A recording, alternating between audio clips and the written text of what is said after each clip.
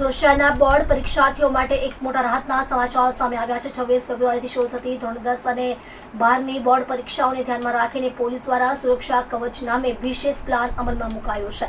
પરીક્ષાના તણાવ વચ્ચે ટ્રાફિકની સમસ્યા વિદ્યાર્થીઓના સપનાઓમાં અવરોધ ન બને તે માટે આ પહેલ હાથ ધરાઈ છે। શહેરમાં મેટ્રો પ્રોજેક્ટનું કામ ઝડપી ગતિએ ચાલી રહ્યું હોવાથી ઘણા મુખ્ય રસ્તાઓ પર ડાયવર્ઝન અને સાંકડા માર્ગોની સ્થિતિ છે। ખાસ કરીને વરાછા, અડાજણ, મુજરા ગેટ વિસ્તારમાં ટ્રાફિકનું દબાણ વધી રહ્યું છે। આવી પરિસ્થિતિમાં પરીક્ષાર્થીઓ સમયસર સેન્ટર સુધી પહોંચી શકે તે માટે 80થી વધુ ટ્રાફિક જવાનોને સ્પેશિયલ ડ્યુટી પર મૂકવામાં આવ્યા છે।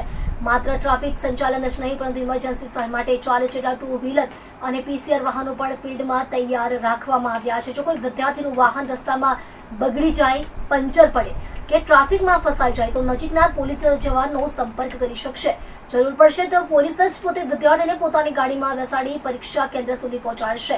સાચા અર્થમાં સારથી બનીને વિદ્યાર્થીઓ અને વાલીઓ માટે ખાસ હેલ્પલાઇન નંબર 7434095555 જાહેર કરવામાં આવ્યો છે।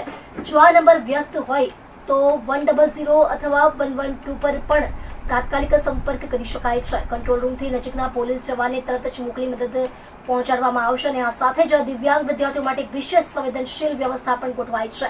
સુરત પોલીસનો આ સુરક્ષા કવચ પ્લાન માત્ર વ્યવસ્થા નહીં પરંતુ વિદ્યાર્થીઓના સપનાની સુરક્ષા માટેની પણ પ્રતિબદ્ધતા છે।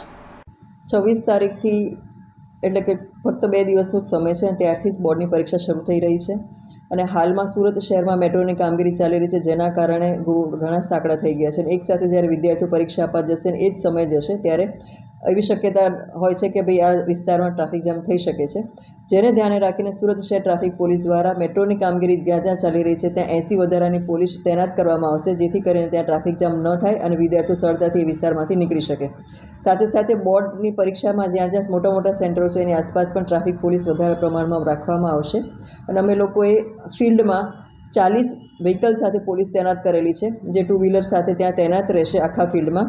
અને તમારે જ્યારે પણ કોઈ વિદ્યાર્થી રસ્તામાં અટવાઈ જાય, એનું વ્હીકલ ખોટવાઈ જાય અથવા તો ટ્રાફિક જામ એને લાગે કે હું ટ્રાફિકમાં છું ને હવે સમયસર સેન્ટર પર નહીં પહોંચી શકું, તો અમે જે હેલ્પલાઇન નંબર જાહેર કર્યો છે, હેલ્પલાઇન નંબર છે 7434095555।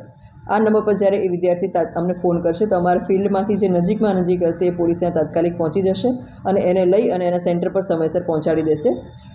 જ્યારે પણ હેલ્પલાઇન નંબર તમે કોલ કરો અને હેલ્પલાઇન નંબર વ્યસ્ત આવે તો તમે 112 અને 100 નંબર પર પણ ડાયલ કરી શકો છો, જેથી કરીને અમને મેસેજ મળી જશે, તમારું લોકેશન માંગવામાં આવશે અને ત્યાં તાત્કાલિક અમારી ટ્રાફિક પોલીસ પહોંચી જશે અને તમને સુરક્ષિત રીતે અને સમયસર તમારા સેન્ટર પર પહોંચાડી દેશે।